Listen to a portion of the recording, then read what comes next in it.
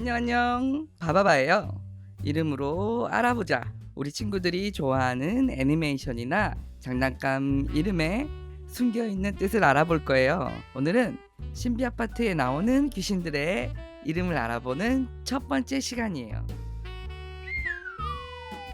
바바바 구브. 첫 번째로 알아볼 귀신은 벽숙이에요. 벽숙이는 신비 아파트에 살던 쌍둥이 소년이 물놀이를 하려고 아파트 옥상에 있던 물탱크에 들어갔다가 안타깝게 익사하여 귀신이 된 거였어요. 이름으로 알아보자.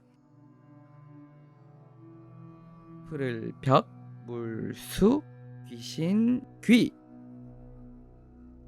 벽수라고 하면 거물 정도로 짙은 푸른 물이라는 뜻이죠. 실제로 벽수기는 검은 물을 이용하여 사람들을 조종하잖아요. 수기는 말 그대로 물귀신이라는 뜻이에요. 짙은 푸른 물귀신이라는 뜻이죠.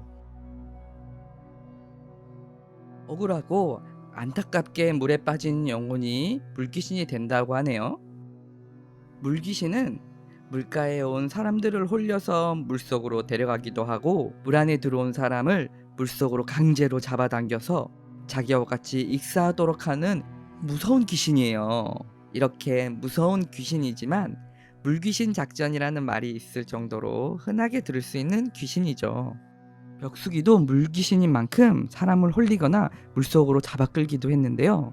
신비 아파트 사람들을 검은 수증기로 홀려서 물탱크에 빠뜨렸고, 하리도 물속으로 잡아당겼죠. 지금까지 안타깝게 물귀신이 된 쌍둥이 벽숙이었습니다. 두 번째로 알아볼 귀신은 흑진기예요. 흑진기는 가은이 언니가 동생을 아끼는 마음에 비록 사고로 목숨을 잃었지만 귀신이 되어 가은이의 머리카락에 기생하면서 가은이를 괴롭히는 사람들을 공격하게 되죠. 이름으로 알아보자. 거물 흑, 손 많고 거물 진, 귀신 귀. 바로 흑진기는 검고 숱이 많은 머리카락을 가진 귀신이라는 뜻이에요. 긴 검은색 머리카락을 특징으로 하는 귀신들은 많은데요. 유명한 공포영화 링에서 사다코도 검고 숱이 많은 생머리가 인상적이죠. 긴 생머리는 생명력을 상징하기도 하는데요. 예를 들어 디즈니의 라푼젤을 보면 라푼젤의 긴 머리는 마녀에게 젊음을 준다던가 플린 라이더를 치료하는 능력이 있죠. 이러한 능력은 귀신이나 괴물의 경우 생명력을 주는 것이 아니라 오히려 생명력을 뺏는 능력으로 나타나는데요. 하지만 신비 아파트에서의 흑진기는 동생인 가은이를 지키려고 하는 이유로 사람들을 공격하는 것이기 때문에 생명력을 뺏지 않는 귀신이 된 것 같아요.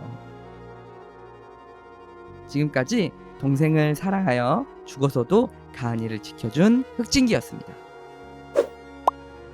세 번째 알아볼 귀신은 팬텀 토르소예요. 팬텀 토르소는 밝은 달빛 아래 나타나는 그림자 귀신인데요. 사람들의 소원을 들어주고 가장 소중한 것을 가지고 가죠. 이름으로 알아보자. 팬텀, 유령, 귀신, 토르소, 몸통. 이름 그대로 말하자면 몸통 귀신이라는 뜻이죠. 토르소는 여러 분야에서 쓰이는 말인데, 신비 아파트에서 토르소가 하리를 데려간 곳에 여러 마네킹이 있었던 장면을 생각해보면 팬텀 토르소의 토르소는 몸통만 있는 마네킹을 뜻하는 말로 생각돼요. 보통 토르소는 머리, 팔, 다리가 모두 없는 조형물들을 말하는데요. 신비 아파트에서 팬텀 토르소는 머리는 있지만 팔과 다리가 없는 귀신으로 나오죠. 팔과 다리가 없기 때문에 사람들의 소원을 들어주고 소중한 사람들을 빼앗아서 그들로부터 팔과 다리를 빼앗으려고 했던 것 같아요. 신비 아파트의 팬텀 토르소의 재밌는 점은 이 유령의 중요한 요소들이 모두 진짜가 아니라는 것이죠. 태양의 빛을 반사할 뿐인 달빛을 받아 사람의 그림자에서 나오는 사람의 모양을 본뜬 마네킹 유령으로 모두 가짜로 구성되어 있어요. 사람을 빼앗아서 몸과 영혼이 모두 진짜가 되고 싶은 욕망에 악기가 되었을지 모르겠네요. 원하는 건 거저 얻을 수 없다는 것을 알려준 팬텀 토르소였습니다. 네 번째로 알아볼 귀신은 모주기예요.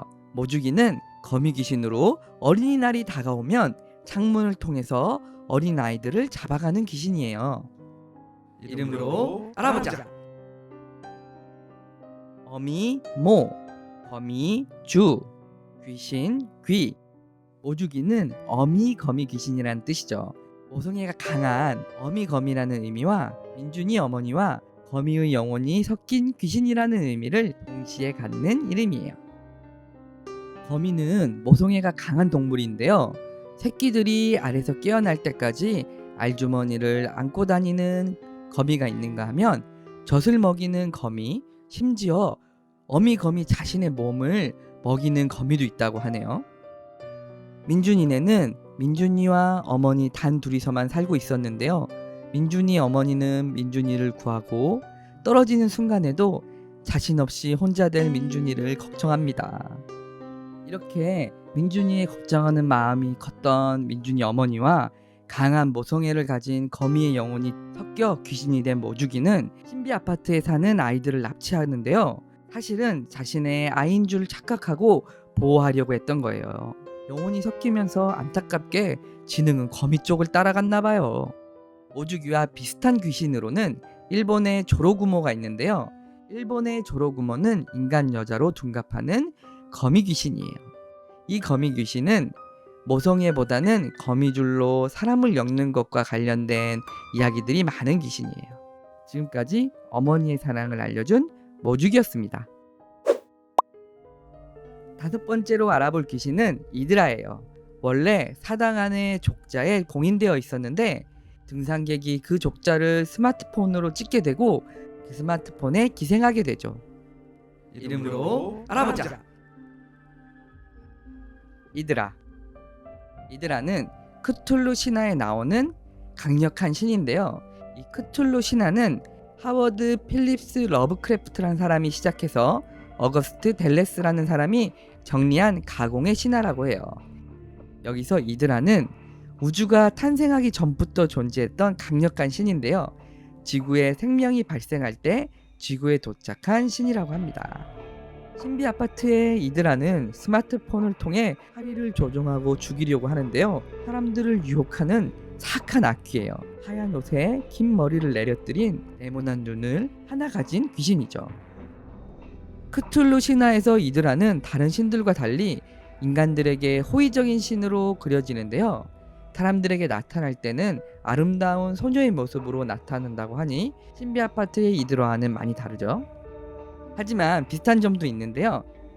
크툴루 신화의 이드라는 생명체를 흡수하여 그 생명체의 모습으로 변하는 능력이 있고요. 이 능력으로 환경 변화에 잘 적응하였는데요. 신비 아파트의 이드라도 오래전에 족자의 봉인되어 스마트폰을 처음 볼 텐데도 스마트폰에 금방 기생하고 그리고 메시지를 잘 보내는 걸 보니까 두 이드라 다 환경 변화에 대한 적응은 대단한 것 같아요. 지금까지 스마트폰을 적당히 하라는 교훈을 알려준 이드라였습니다. 지금까지 벽수기, 흑증기, 팬텀 토르소, 모주기, 이드라의 이름에 관한 이야기를 알아봤는데요. 다음에도 다른 신비 아파트 귀신들과 함께 찾아올게요. 다음에 봐요. 안녕. 구독과 좋아요를 많이 부탁해요.